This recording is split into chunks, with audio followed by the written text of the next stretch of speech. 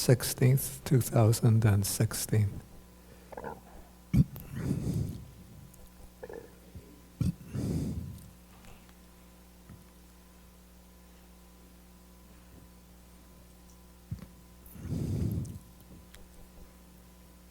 Okay, so we'll start with the homage to the Buddha.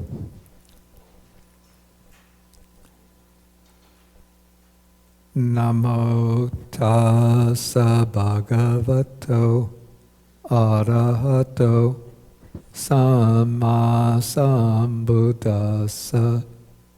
Namo tassa bhagavato arahato samma sambuddhassa. Namo tassa bhagavato arahato samma sambuddhassa.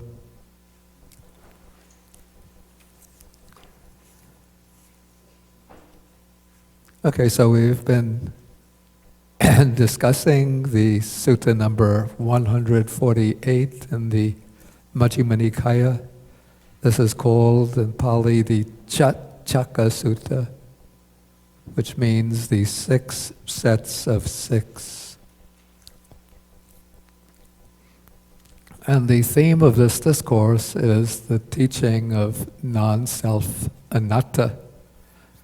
And the way the Buddha, in this sutta, the way he approaches the teaching of non-self is by going through the 6 groups of factors involved in 6 stages in the process of sense perception leading up to craving. So we have 6 internal sense bases, or the 6 sense faculties. There are 6 objects, 6 types of consciousness, 6 types of contact, 6 types of feeling. Then based on the 6 types of feeling, 6 types of craving. So each is oriented to a particular sensory domain.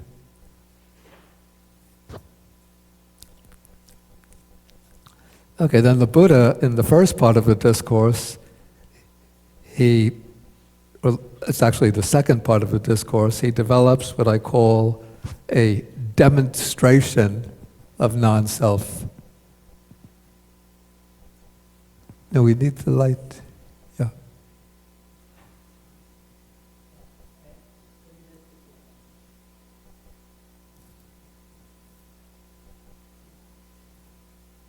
Is that...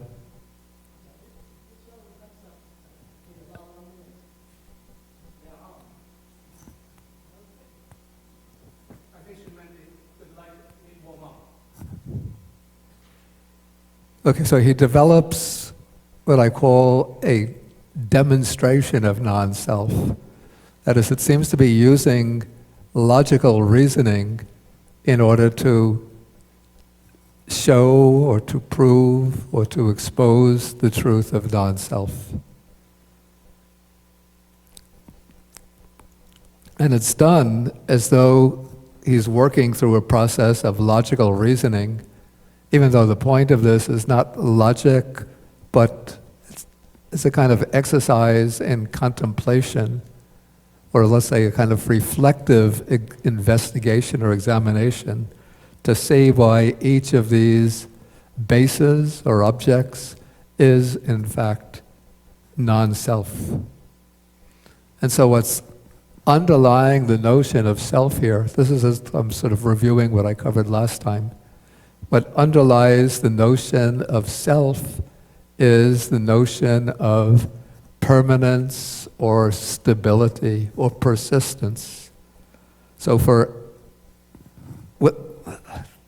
when the Buddha uses the word self in this philosophical context, he's using it sharing with the Indian systems of thought of that period the idea that the concept of self, the very idea of self, implies something which persists, which lasts, which endures.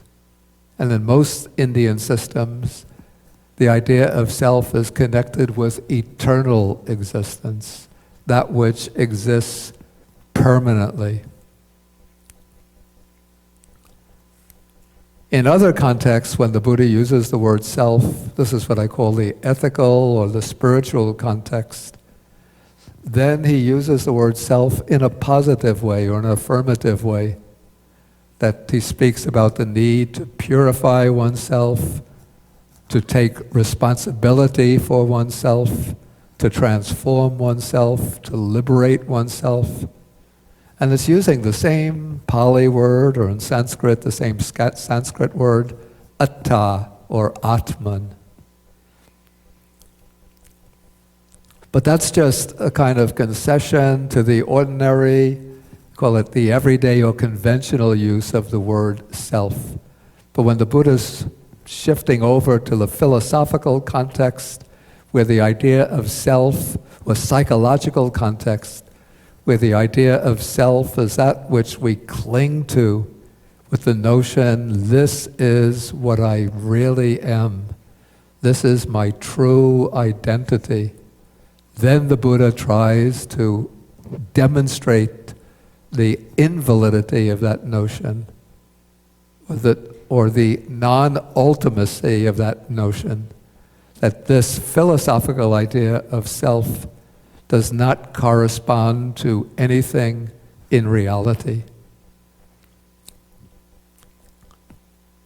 When somebody tries to fill in the idea of self, we have this idea sort of arising in the mind, I am, or I have a self, and then one tries to figure out, what is myself? What is this self?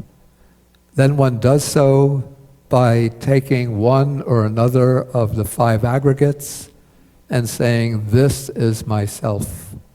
Or in this sutta, the Buddha doesn't use the 5 aggregate scheme, but he uses the scheme of the 6 sense bases, their objects, states of consciousness, and so on. So if there is to be a self, it has to exist in relation to the 6 sense bases, 6 types of consciousness, and so on. But now, this is where sort of the Buddha homes in on the problem. The idea of self is connected to the idea of permanence or persistence. And so if we identify anything as self, that thing identified as self has to be permanent, lasting, persistent. But when one identifies anything with self, what one identifies is the 6 sense bases, 6 types of consciousness, anything in the 6 groups of 6. And when we look into any of those things identified as self, we see that it is subject to arising and passing away, coming into existence, going out of existence. Okay, so here we just take paragraph 10 as sort of a paradigm for this type of argument. So if somebody says that the I is self, that isn't valid, not acceptable. The reason it's not acceptable is because the rise and fall of the I are discerned. The I is seen arising and passing away. Okay, and so if somebody says that the I is self, then it would follow that myself arises and passes away. And therefore it follows that it's not acceptable to say the I is self. Okay, then the same applies to everything else in these 6 groups of 6.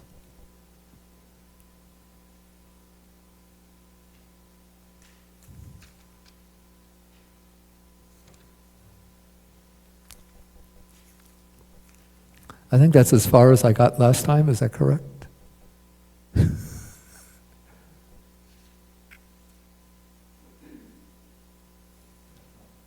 It's a rhetorical question. Okay, does anybody have any questions on this before we go further? And questions directly relevant to the topic?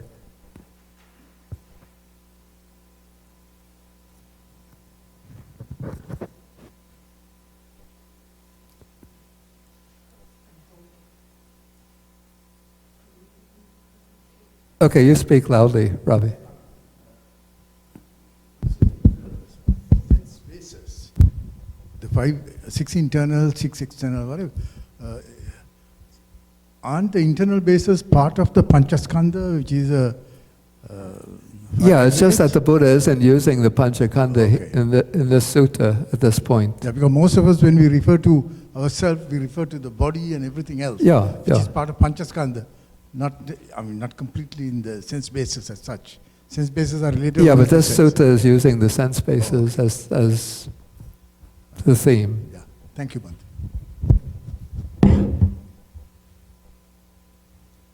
Okay, so shall we continue on to the next part of the sutta?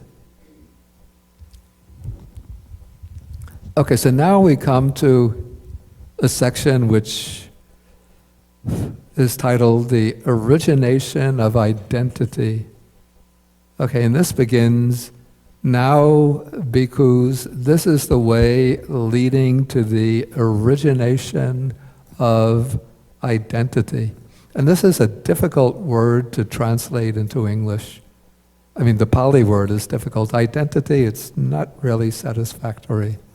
But let's see what the Pali word is.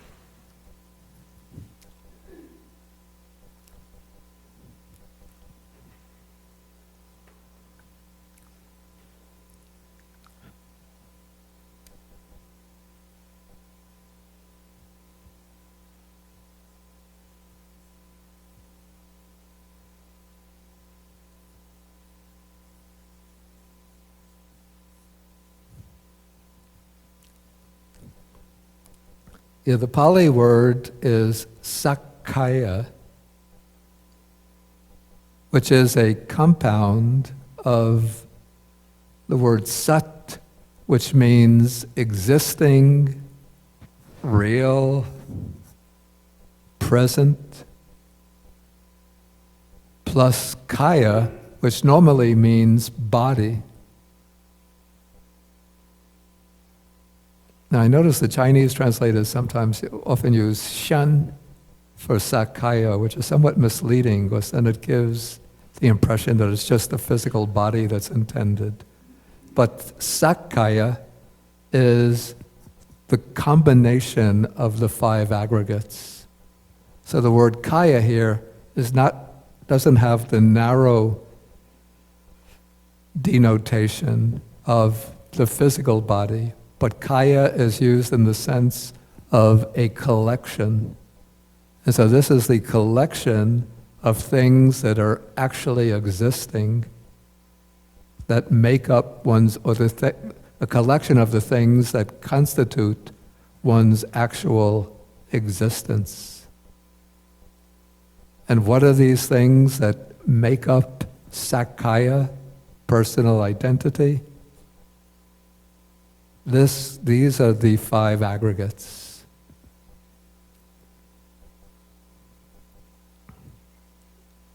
Okay, so now the Buddha is going to explain here the origination of identity.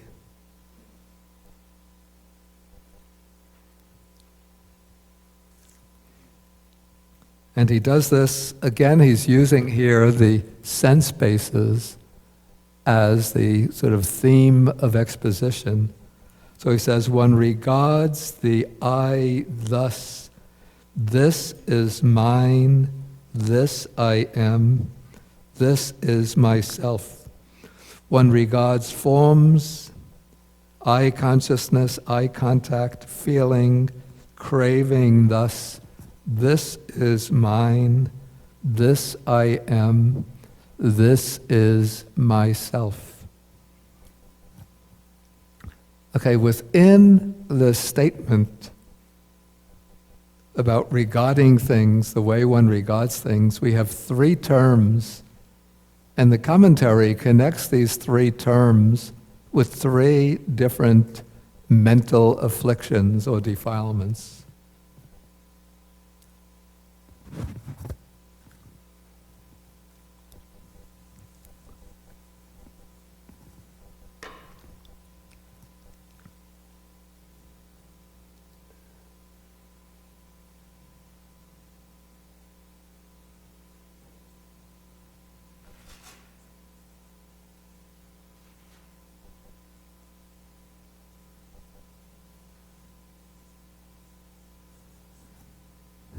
Okay, so mine, the idea this is mine, that is a kind of expression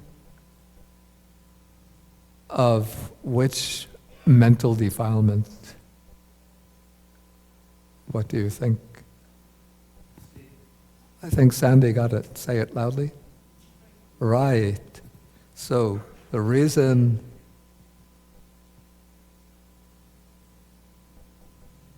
one takes things to be mine is because of craving.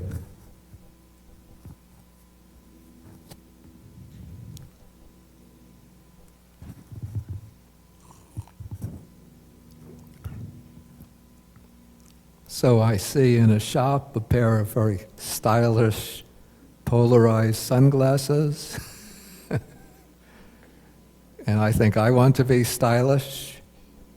And so I want to make them mine. And so then I buy them and I can wear them and be very stylish.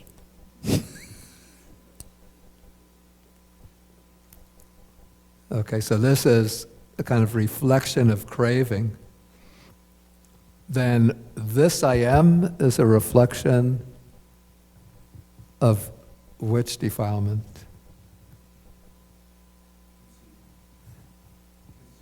Exactly, right. This is mana, the conceit.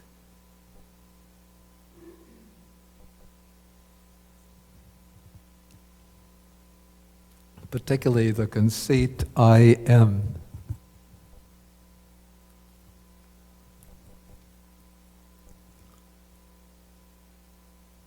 And so one thinks, usually the texts speak about three modes of conceit.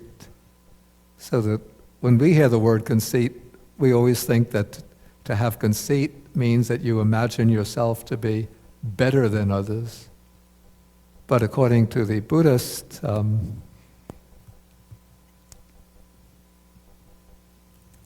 text, there are actually three modes of conceit. So the grossest is the conceit, I am better. Taking oneself to be, superior to others.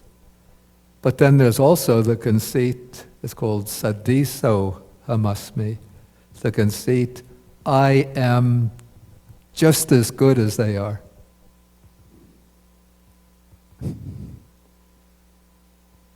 When you're feeling down as a little kid, little boy or little girl, your mother says, you're just as good as they are. Okay, so then you feel that confidence, I'm just as good as they are, so that's the conceit. We call this the similarity conceit. And then the third type of conceit is the conceit, I am inferior.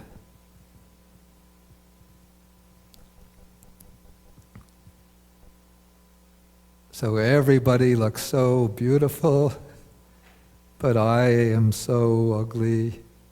Everybody's so smart, oh, I'm so stupid. Everybody else is such a great meditator, but I always have these distracting and disturbing thoughts. Everybody else has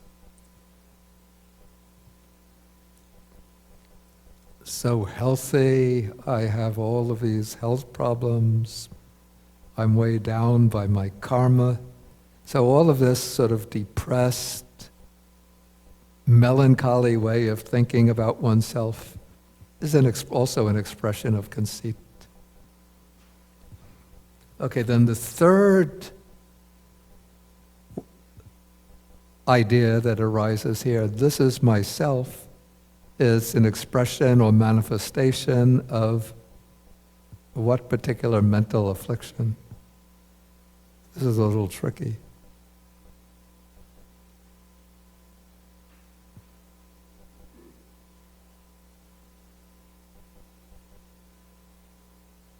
Okay, this is a reflection of views.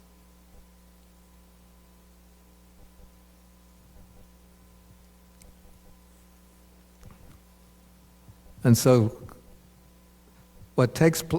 actually it seems to me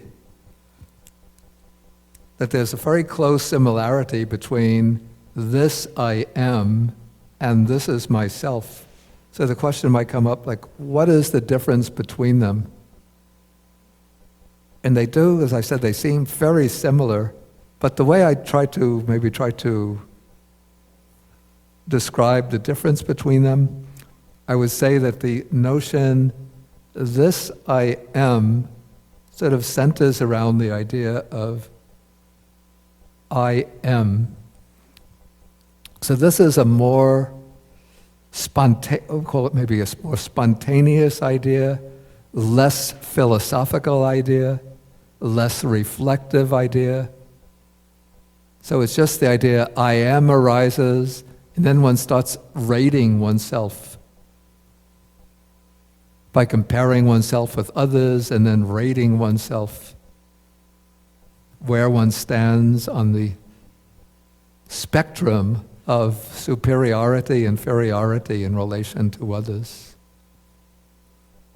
But the idea that this is myself, this is where one takes the idea of self and starts filling in the content. Am I my body? Is that myself? Is the mind the self? Is the self something distinct from body and mind? Some kind of eternal spirit hiding in the background or way up above, manifesting through the body and mind. So all of these speculative ideas that revolve around the self, these all come under the category of views.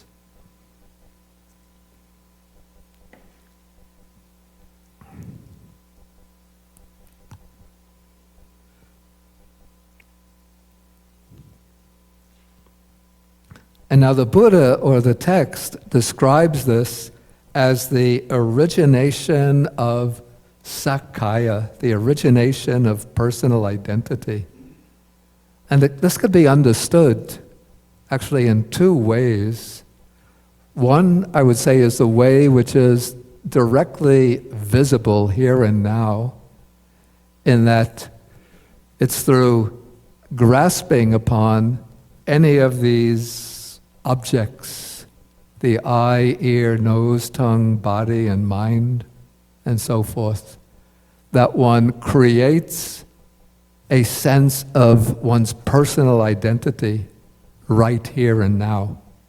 So one's sense of identity is constructed by grasping upon things as mine, building upon them the idea I am, and then by fashioning and constructing views about the relation of oneself to these things that one is grasping.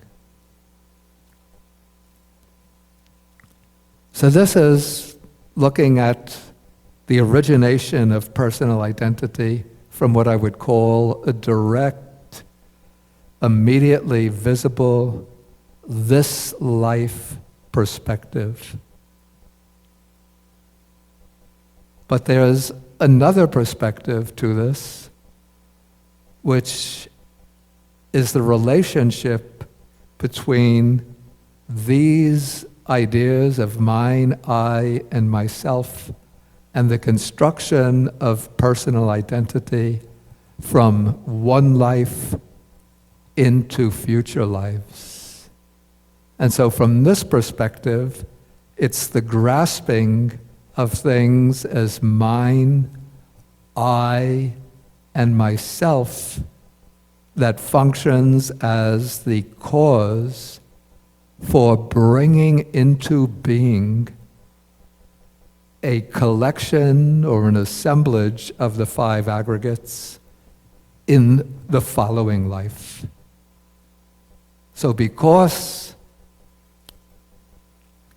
in this life I am grasping, let's use the five aggregates, it's easier than the six sixes.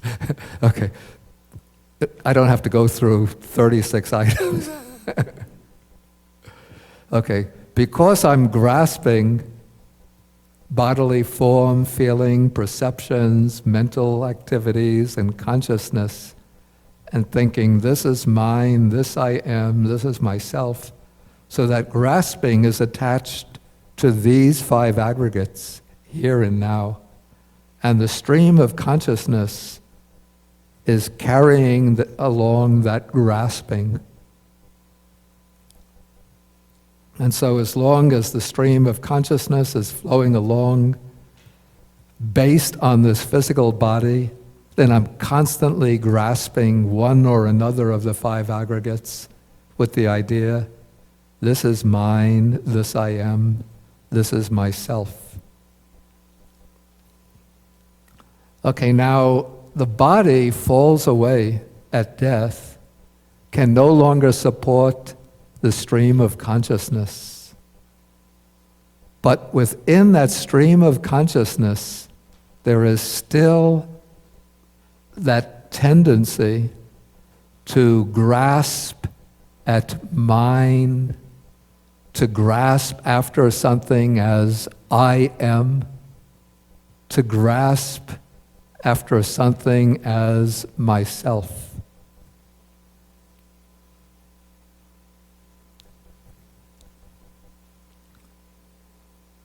But the life has come to an end. And so what happens?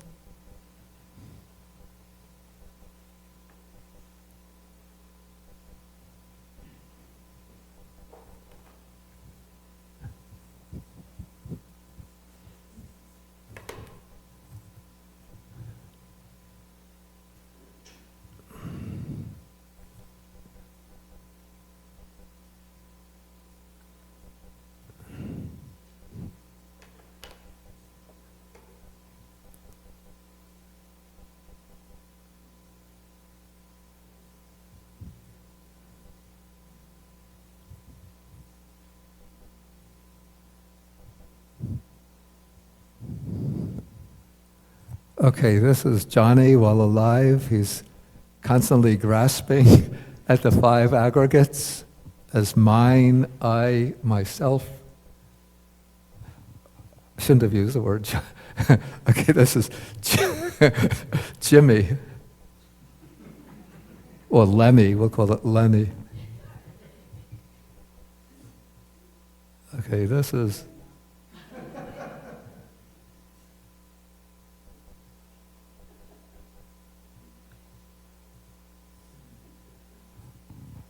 Lenny in his coffin. Okay. Body can't support anything. It can't support the stream of consciousness anymore. But when he dies, there's still that grasping. So what happens?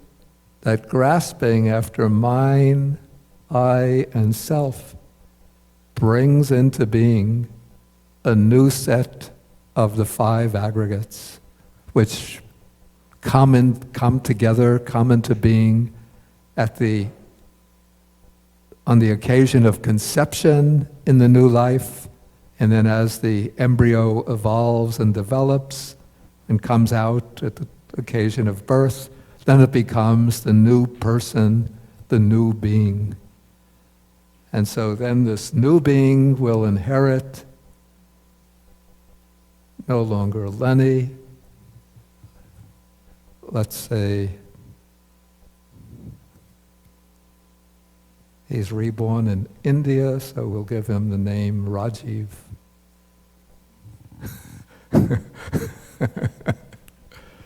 Okay, but the stream of consciousness passes over from Lenny into Rajiv. The karmic tendencies are still there, the character dispositions, and that grasping of mine, I, and self.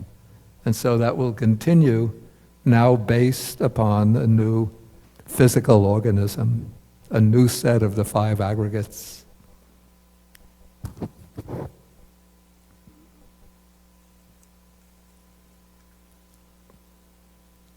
Okay, so that is the origination of identity. And here the sutta just develops it for all of the 6 sixes.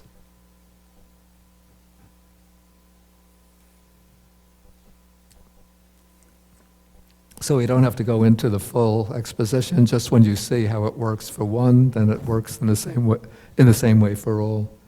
Okay, now we come to what's called the cessation of identity, the cessation of personal identity.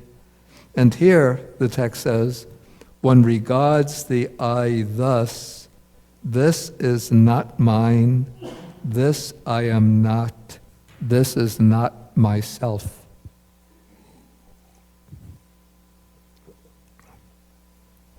And this is the way one contemplates the 6 sense bases or the 5 aggregates when doing the vipassana or insight meditation. So first, usually in the process of developing insight, one begins with the characteristic which is most apparent, the characteristic of impermanence, arising and passing away. Then whatever arises and passes away, one sees to be inherently insecure, unreliable, and therefore bound up with suffering, so it's dukkha. And then whatever is impermanent and bound up with dukkha is not to be taken as oneself, is non-self. And so then one moves into contemplating the 6 sense bases or the 5 aggregates. This is not mine, this I am not, this is not myself. So this is the theme of contemplation in vipassana or insight meditation. And even though we are contemplating not mine, not I, not myself, as long as we are still ordinary people or worldlings, putujanas, we don't really know this to be truth. We just accept it on trust from the Buddha, from the text, and we use it as our module or template for contemplation.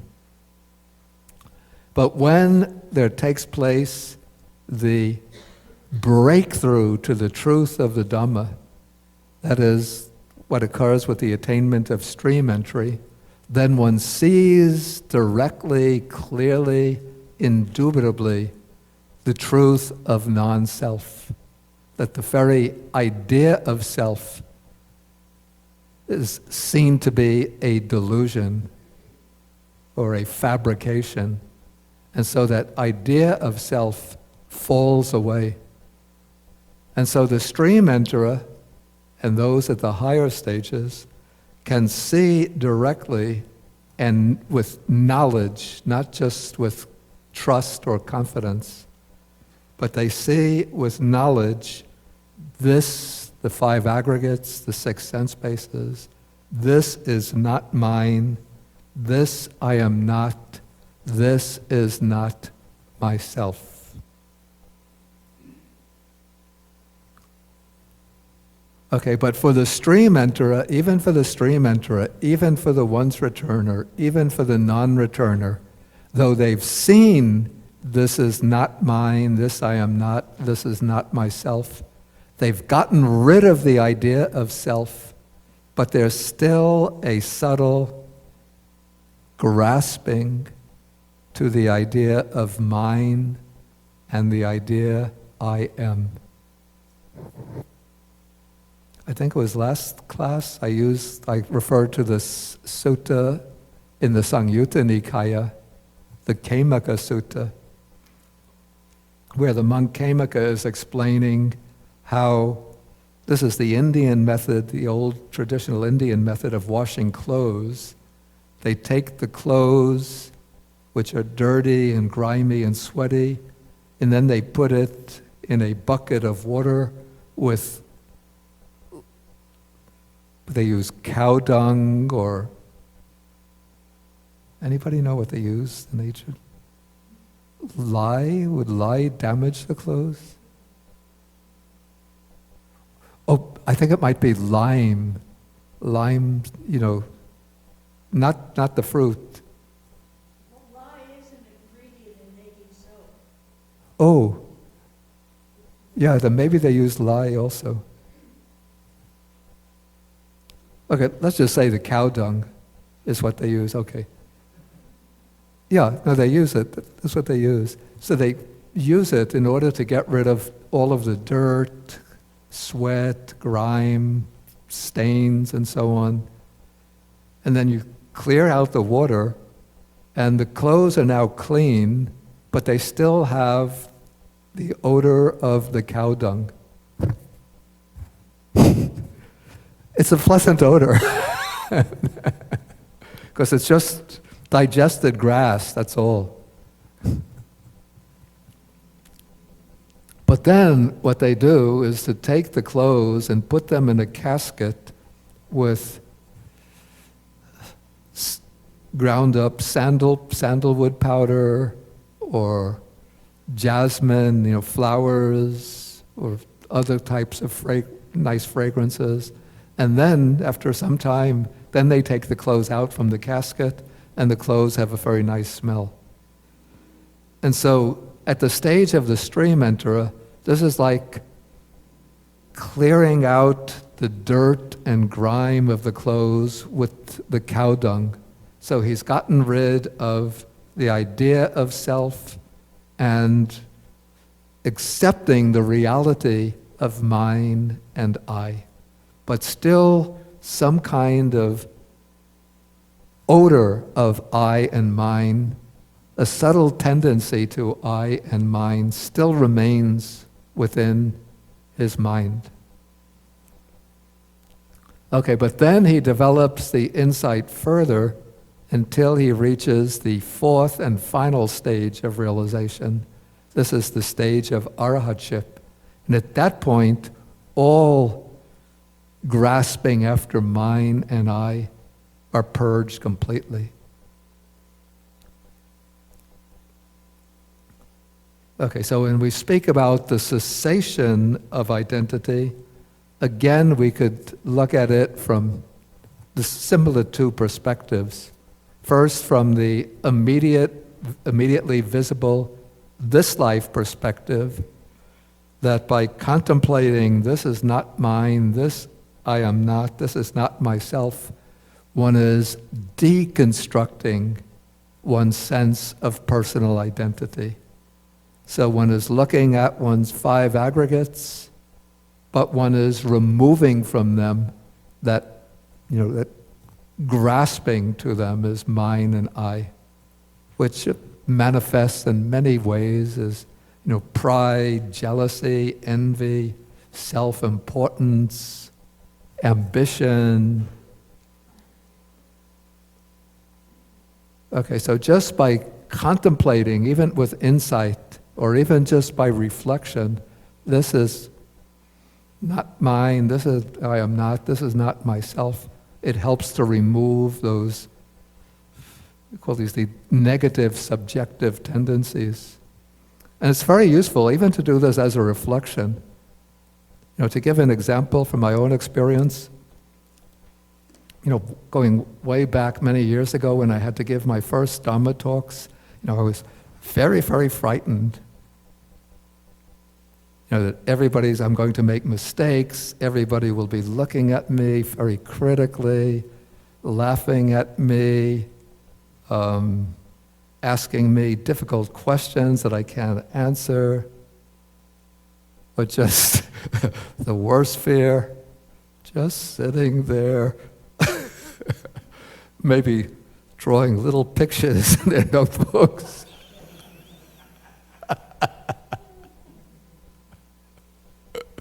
Or,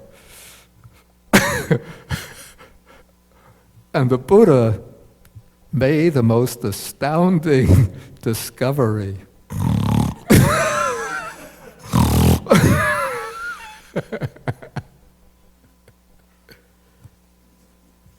So what do I do if they're all sound asleep? Okay, but then I use this reflection, not mine, this is not mine, this I am not, this is not myself. And it was very helpful. So when everybody fell asleep, I didn't take it personally.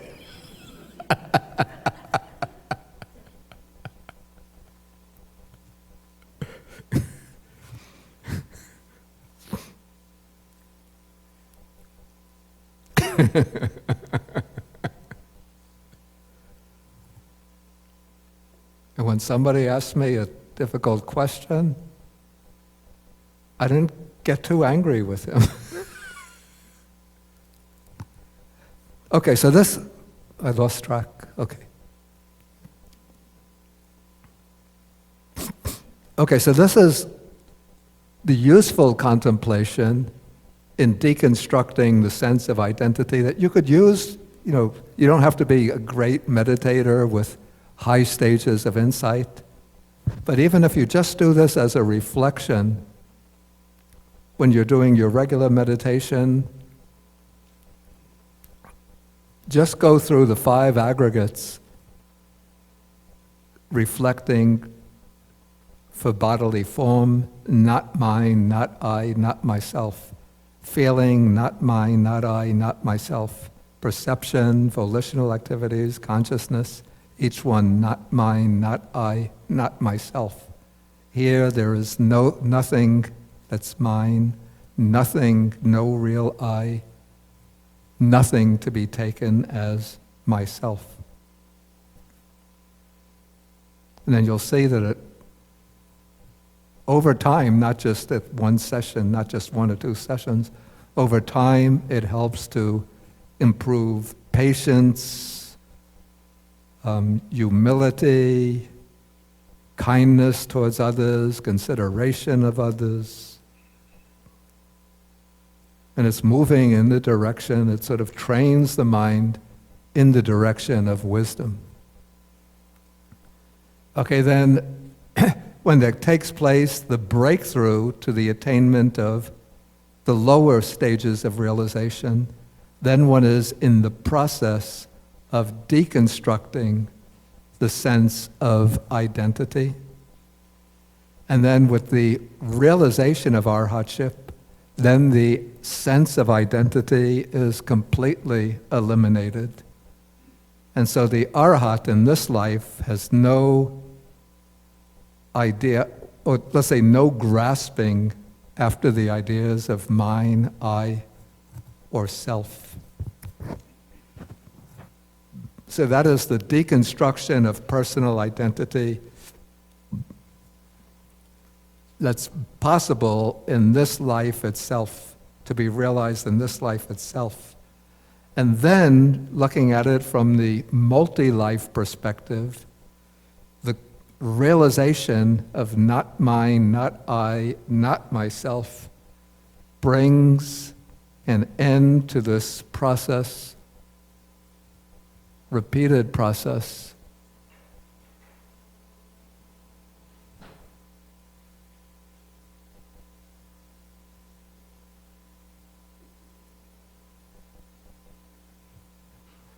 Yeah, this time he's been reborn as a dog, yeah.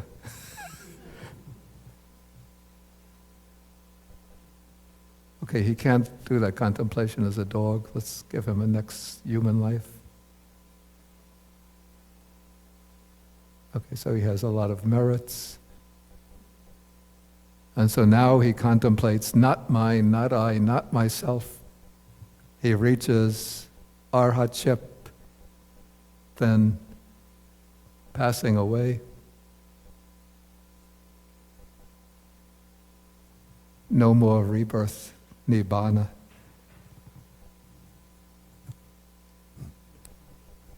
What?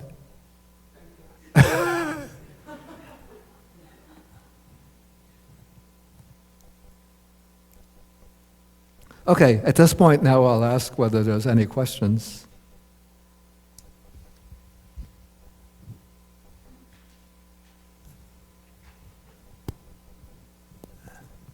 Okay.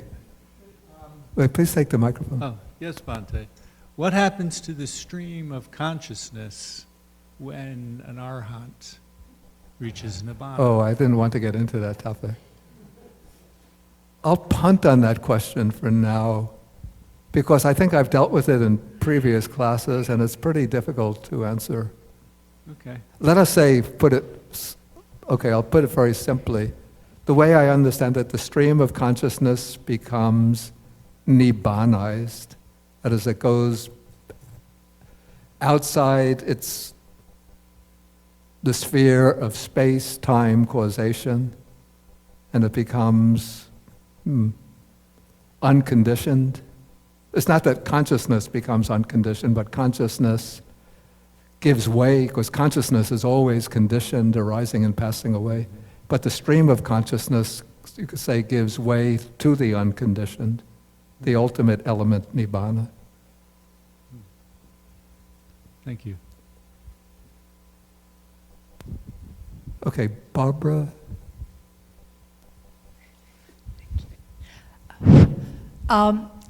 I find that this I, me, the self, I, This- me, mine, yeah. that persists from Jimmy to Ravi, Yeah. is the one place in the Dhamma where I have to just take it on faith. I don't see any, I can't see any evidence Yeah. that that occurs. I see. You mean that, So how That- did the that- Buddha come up with, how is it that we have it? And can it be explained so that I can get a sense of it I'm not quite sure that you don't...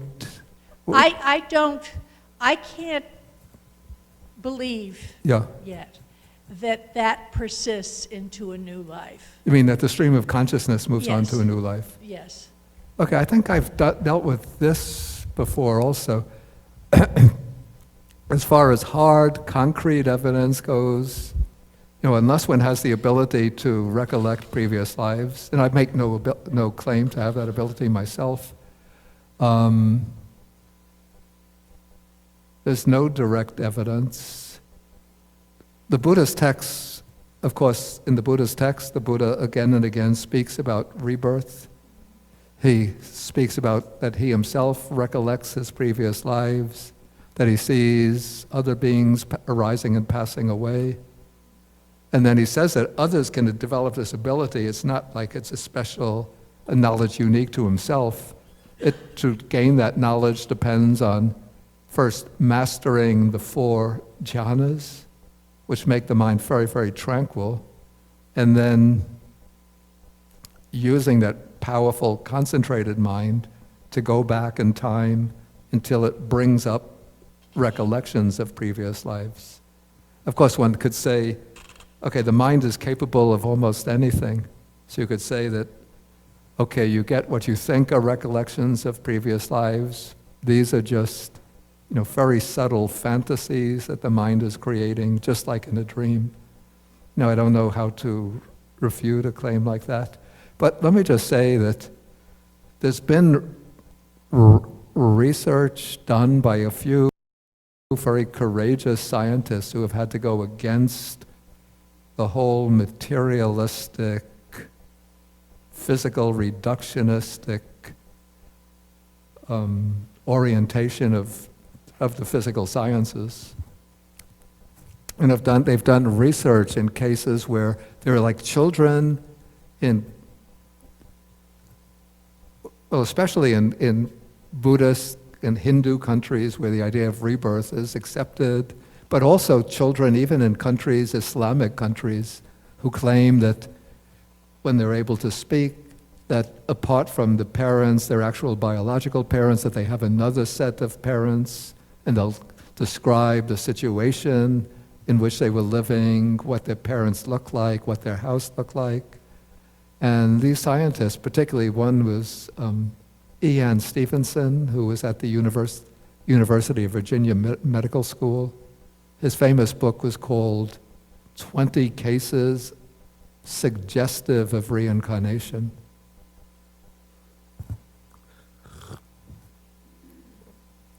One can say, this is absolutely convincing proof that rebirth is real, but what he's done is to take all of the facts and line them up and offer different ways to explain this phenomena. And then he says, out of the different explanations, the simplest is that in this case, consciousness is actually passed from the deceased into a new life. And he's not doing this because he's a convinced, whether he was a Buddhist himself, that I don't know. But he didn't come with like a predisposition to the idea of rebirth, but it was just a topic that interested him and he investigated it. And there's somebody else continuing his investigation, his type of investigation. I don't remember the name of that other scientist. Somebody else? It was a Ravi? Yes, Bhante. It's a very relevant question that she asked. As a child, I remember reading stories not in Asia, but also in the West. There was two children had died in a car crash or whatever, and they had found that, they said that in the previous life, twins were born, and they said that in the previous life, they died together in a crash when they were crossing the street. So these are not children even born in Asia. And recently I read about a story about a young boy who was drawing very violent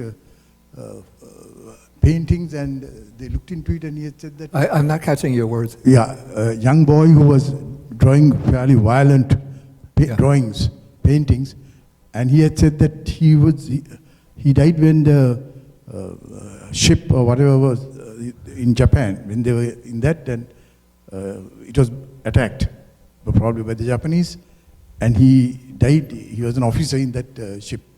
It was a couple of years ago. I read in the... Was it a ship or an airplane? American boy, a young boy. Was it a ship or an airplane? What? A ship or an airplane? Maybe, whatever. Maybe airplane, whatever. I think I remember something like that. Probably, I just widely distributed. A boy, he was able to draw the plane. Yeah, right. And it was brought down. Whatever it was brought down, and he died there. Yeah, I think there was a YouTube video of it. Yeah. A boy who was able, I think he was killed in a plane fight. Maybe it was in World War II. Right, World War II. And then he was able to draw the plane in which he was shot down. And subsequently, they investigated, and they found that that had happened. But there's another little question that I had. Yeah. Just a clarification. Sakkaya Ditthi is that's a Sanyojana. From that, there is a 5, what do you call, not attachment, but the 10 Fetters. Fetters, yeah. That one, of course, is with the first stage of enlightenment, not enlightenment, first stage, what do you call, stream enter, yeah. The one you said that we attain arahantship, is that the 8th stage? 8th level, that is the manas? Is that the one? You said once you are enlightened, then you have got rid of it completely. Yeah. The concept of Sakkaya Ditthi. Yeah. That is at what they refer to as manas in the Sanyojana, the 8th one. Oh, I see. No, that's mano. Mana, yeah. That is conceit. Yeah. So is that the one that you said that at that point they are enlightened? At the stage of enlightenment, they won't be having that at all. I think the point I was making is that only the Arhat has completely eliminated the conceit I am. Even the stream enterer, once returner, non-returner, still have that conceit I am. Right. But they say that Manasa, that at that level, once you attain enlightenment, that's gone also. Yeah. So is that the same thing you are referring to? As far as the conceit I am, that's what I'm referring to. Yeah. Thank you, Bhante. But the stream enterer has eliminated the view of self, but not the idea I am.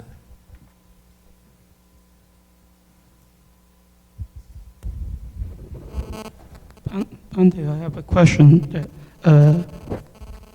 I have your chart compare feather and anusaya in front of me.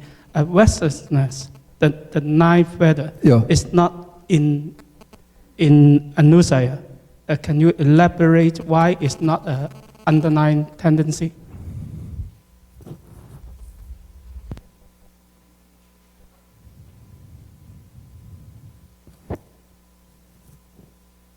I don't recall coming across any explanation.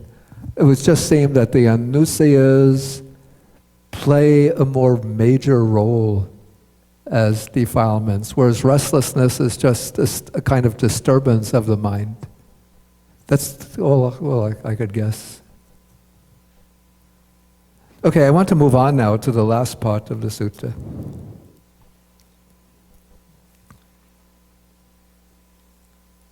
Okay, so now we come to a section called here it's called the underlying tendencies. These are, in Pali, the anusaya.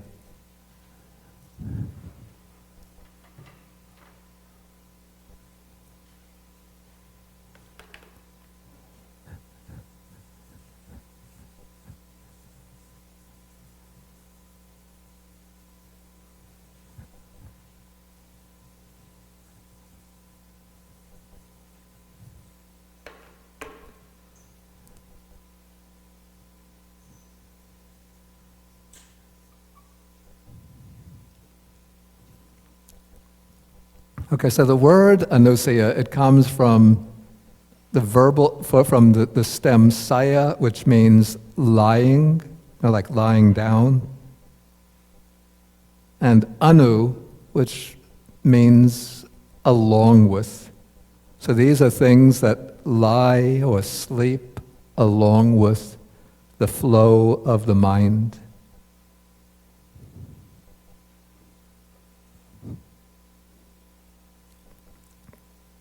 And often the Buddha speaks, as Johnny referred to just before, about 7 anusayas.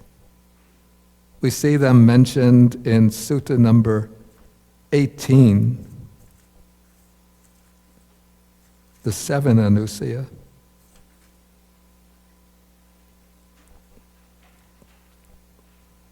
This would be on page 202. In section number 8, you speak about the underlying tendency to lust. This is sensual lust. The underlying tendency to aversion or ill will, to views, to doubt, to conceit, to the craving for existence, and the underlying tendency to ignorance.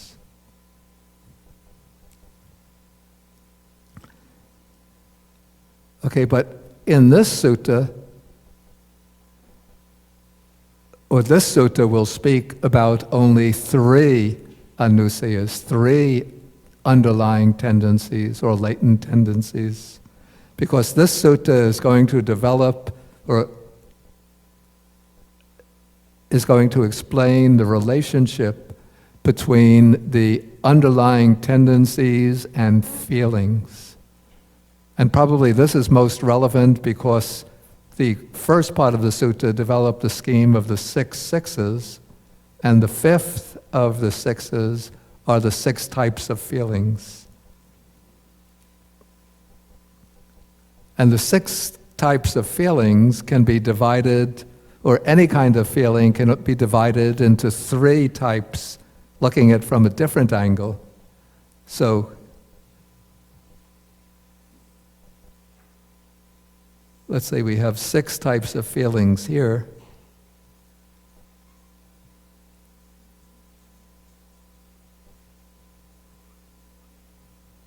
By way of sense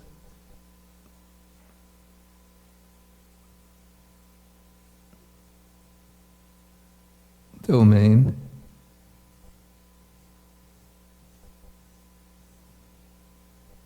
and then each of these can be divided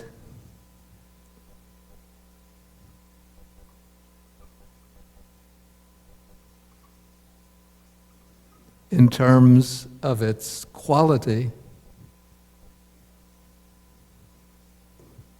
into 3, as either pleasant, painful, or neither painful nor pleasant.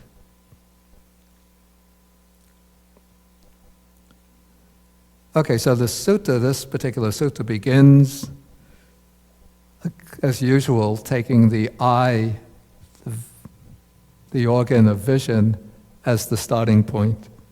So he says that dependent upon the eye and forms, consciousness arises. The meeting of the 3 is contact. With contact, there arises a feeling that is felt as pleasant or painful, or neither painful nor pleasant. Okay, at this point, it's very similar to the first part of the sutta. Okay, but now it's going to tackle the relationship between the feeling and the underlying tendencies.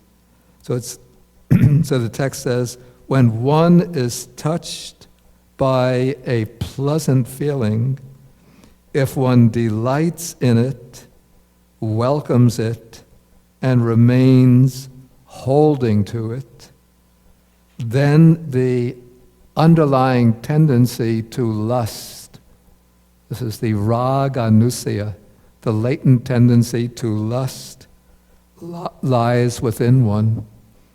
Or I would say, it's a strange idiom in Pali. I would say, in that case, it's the latent tendency to lust which has now become activated. You know, it's always lying in the dormant state, but it's when the pleasant feeling impinges on the sense, and then one turns to that pleasant feeling, or one turns to the object that arouses the pleasant feeling, and one grasps after the pleasant object because of the pleasant feeling, that occurrence is activating, stimulating, or provoking the underlying tendency to lust.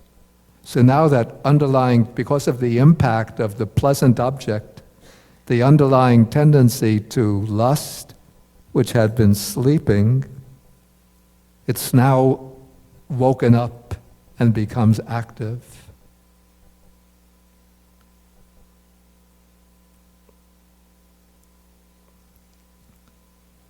Okay, then in the second case, when one is touched by a painful feeling, if one sorrows, grieves, and laments, weeps, beating one's breast. Do people in America do that when they're grief-stricken? It seems to be common in Asia, at least in Sri Lanka. Like when somebody loses a loved person, a loved one, oh, my misery. And so one weeps, beating one's breast, and becomes distraught, confused, bewildered, then the underlying tendency to aversion lies within one. Okay, so in this case, there's some painful contact takes place, giving rise to a painful feeling. And then in response to that painful feeling, then that tendency to aversion is woken up and becomes activated. And so then one reacts to the pain, to the source of the painful feeling, either trying to escape from it, to flee from it, to oppose it and destroy it.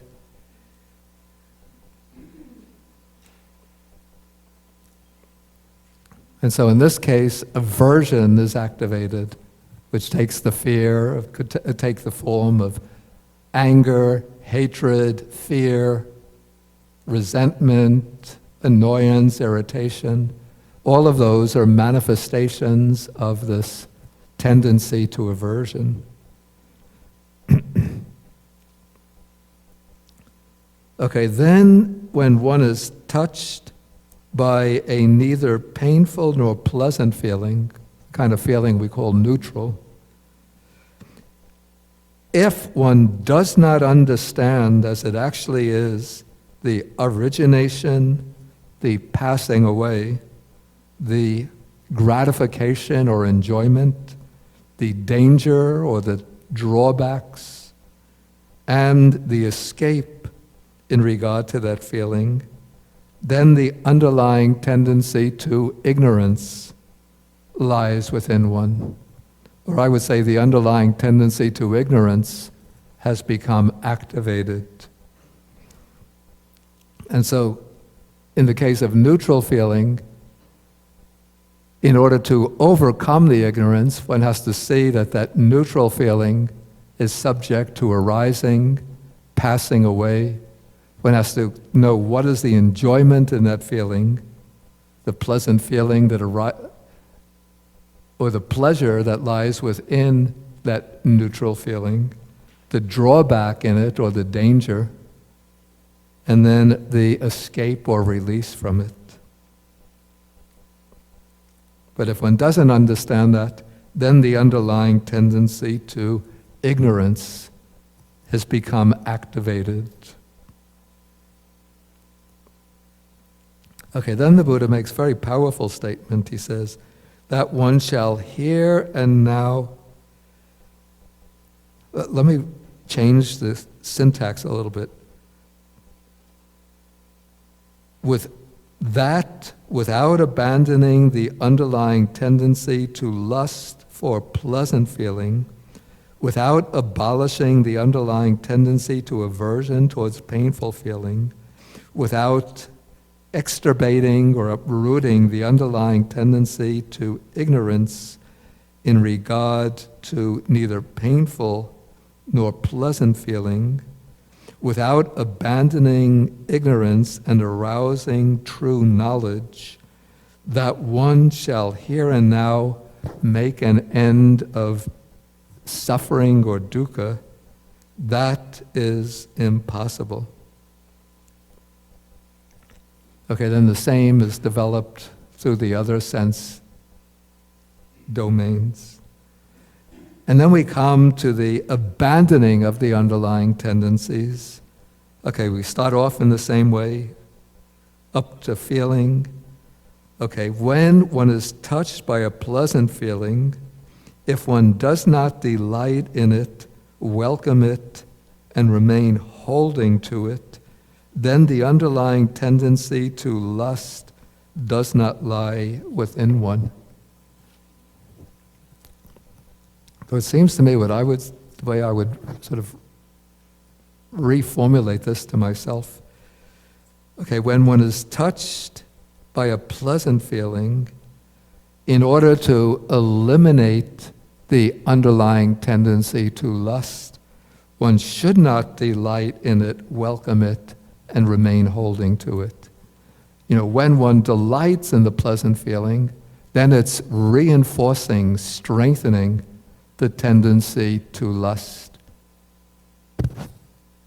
But when one is touched by pleasant feeling, if one doesn't delight in it, but restrains the mind so that one experiences the pleasant feeling, but not delighting in it and grasping it, then one is weakening that underlying tendency to lust.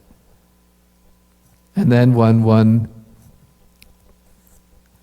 gains insight into the nature of the pleasant feeling, then one eliminates the underlying tendency to lust. Okay, when one is touched by the painful feeling, if one does not sorrow, grieve, and lament, does not weep, and so on, then the underlying tendency to aversion does not lie within one. Again, I would sort of change the word order a little bit or reformulate this to make it more practical. So I would say when one is touched by painful feeling,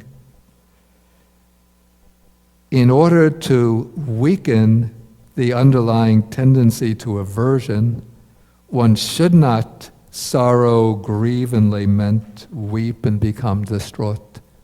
You know, the painful feeling will arise, and then the tendency will come up to push away from the painful feeling and become upset and miserable. But if one doesn't become upset and miserable when the painful feeling occurs, but one is able to observe it with equanimity, then one is gradually weakening the tendency to aversion. And then when the insight into the nature of the painful feeling becomes sharp and clear, then one eliminates the underlying tendency to aversion. Is that clear, or is it too abstract?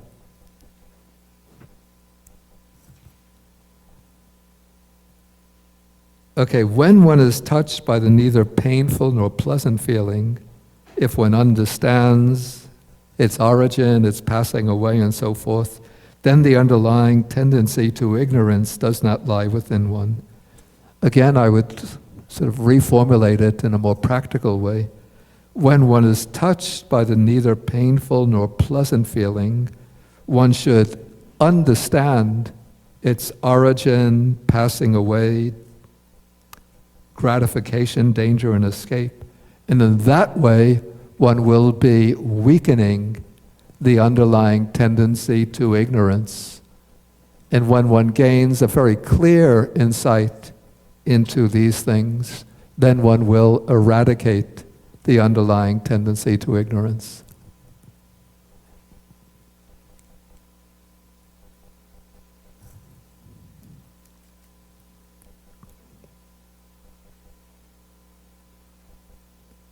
Okay, then the Buddha sort of sums up, he says, again, I'll just change the syntax a bit. Okay. That by abandoning the underlying tendency to lust for a pleasant feeling, by abolishing the underlying tendency to aversion towards painful feeling, by uprooting the underlying tendency to ignorance in regard to the neutral feeling, by abandoning ignorance and arousing true knowledge, that one shall here and now make an end to suffering. This is this is possible. Okay, and then the same thing is unfolded according to the other 5 senses. We might as well just wrap up the sutta. Okay, then what comes at the very end is just the usual sequence that we encounter again and again. Okay, seeing thus, the well-taught noble disciple becomes disenchanted with the eye, disenchanted with forms, consciousness, eye contact, feeling, craving, becoming disenchanted. I'm jumping over the other senses. He becomes dispassionate. Through dispassion, the mind is liberated. When it is liberated, there comes the knowledge. It is liberated, and he understands birth is finished. That is, the cycle of repeated births is finished. The holy life has been lived. What had to be done has been done. There is no more coming back to any state of being. Okay, then the very last statement of this sutta is not the usual ending where the monks delight in the Buddha's saying, and that's it. But there's an additional sentence here which maybe underscores the importance of the discourse. Okay, so this is what the Buddha said. The monks were satisfied and delighted in the Buddha's words. Now, while this discourse was being spoken, through not clinging, the minds of 60 bhikkhus were liberated from the taints.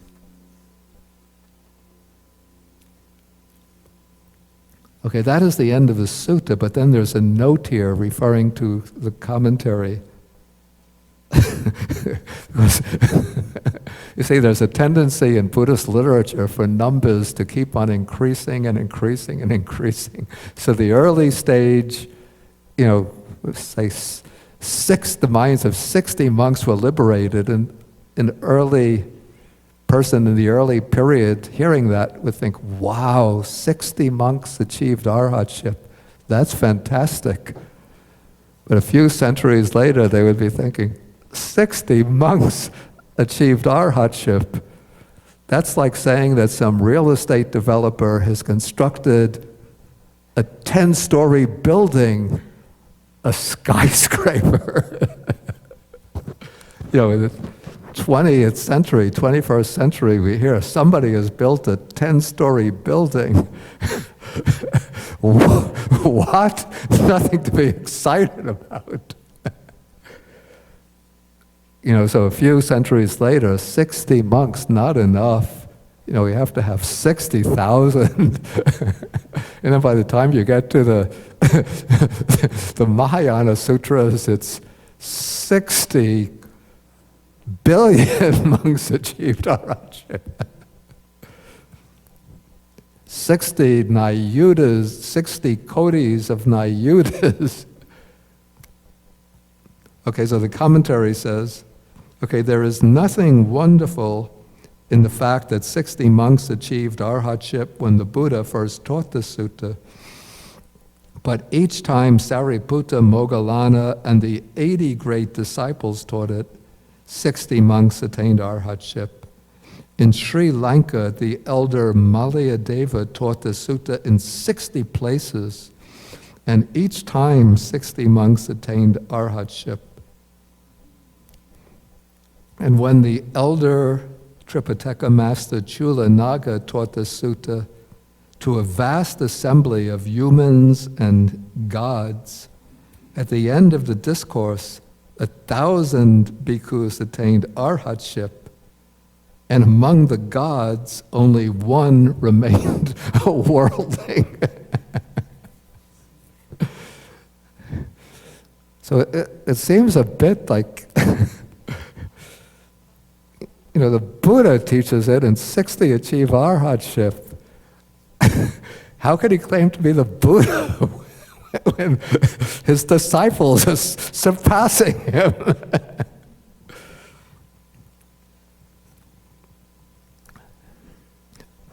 Okay, so if there are any questions and matters that could be cleared up quickly, then we'll take those questions now.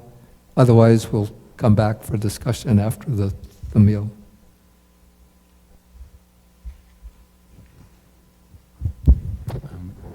Bhante, at the end it says they're liberated from the taints. Yeah. That's asava? This is the asavas. So that's separate from the anusaya. Because in the suttas, the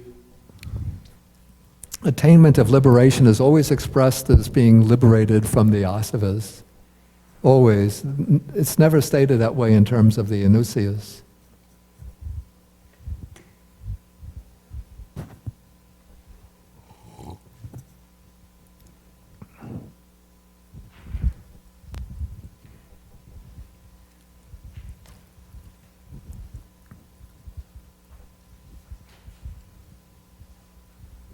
Okay, I don't see any hands raised, so we'll just end with the sharing of the merits. That was another cause of my trepidation back in those early days when giving first Dhamma talks. Are there any questions? Nobody raises the hand. then I think probably nobody was paying attention.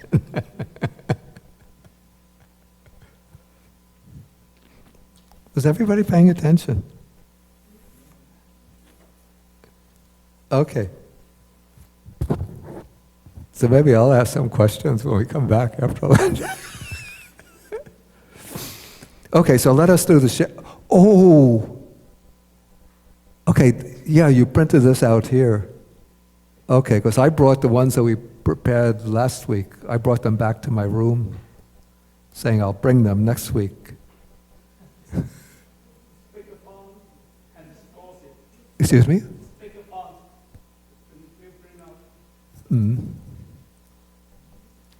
Okay, so we'll do the sharing of the merits. Akasata chabumata deva nagamahitika punyantang anumoditva chirang rakantu sasanang. Akasata chabumata deva nagamahitika punyantang anumoditva chirang rakantu desanang. Akasata chabumata deva nagamahidika punyantang anumoditva chirang rakantu mang parang. Etavatacham hehi sampadang punya sampadang sabe devanumodantu sabasampati siddhya. Etavatacham hehi sampadang punya sampadang sabe bhutanumodantu sabasampati siddhya. Etavatacham hehi sampadang punya sampadang sabe satanumodantu sabba sampati siddhya. Pavagopadaya avichihetato etantare satakayupapanna rupya rupicha sanya sanyino dukkha pamuchantu pusantu nibuting.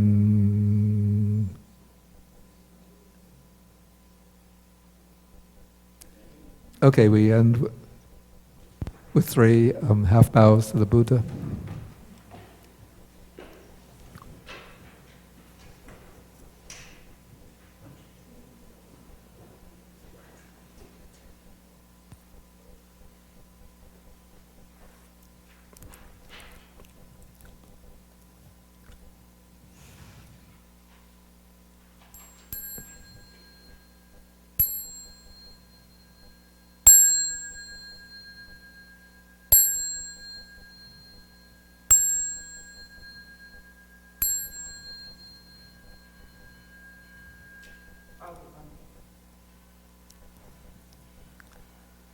Okay, since